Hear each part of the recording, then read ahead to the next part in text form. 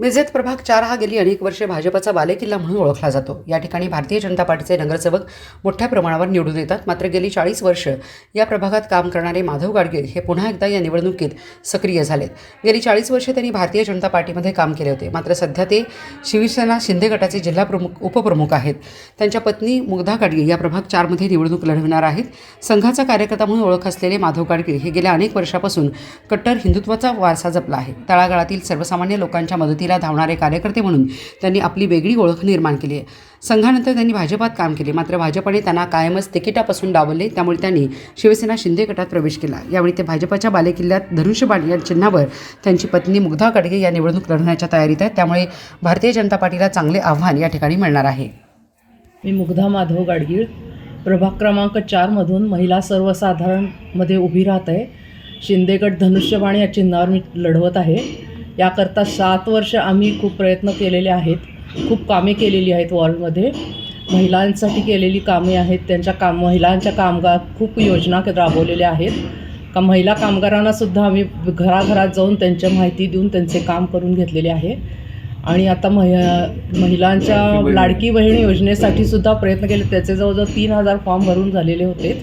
त्याची शिबिरही बरीच घेतली, KYC केलेली आहे आणि त्याचा लाभ भरपूर महिलांना मिळालेला आहे।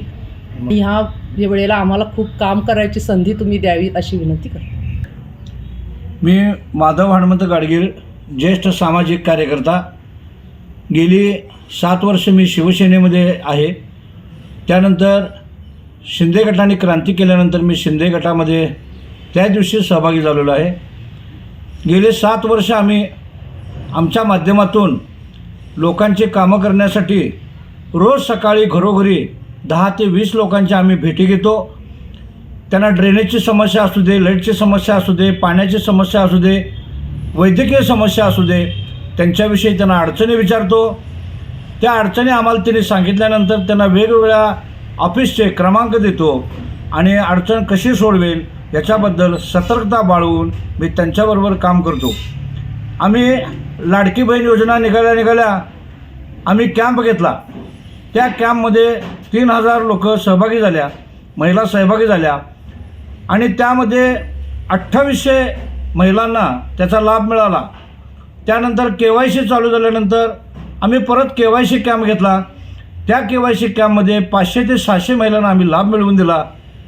माझा मुलगा चिरंजीव श्रेयस गाडगीळ याच्या कामामुळं शिवसेनेनं त्याला वैद्यकीय कक्षाचा जिल्हा प्रमुख केलं।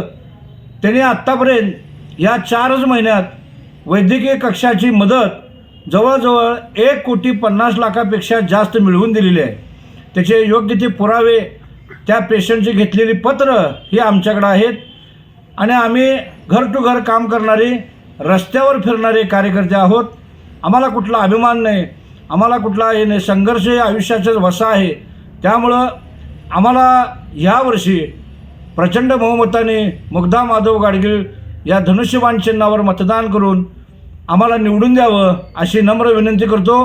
आदरणीय शिंदेसाहेब यांनी मला भरपूर तारलेला आहे, बराचसा फंड आम्हाला दिलेला आहे आणि त्या फंडाच्या माध्यमातून आम्ही साईनंदन पार्क असू दे, त्यानंतर बकुळबाग असू दे, याच्यामध्ये विविध समाजोपयोगी कामं केलेली आहेत। त्यामुळं आम्हाला ह्यावर्षी अशी मोलाची संधी देऊन मतदान करून सहकार्य करावे ही नम्र विनंती।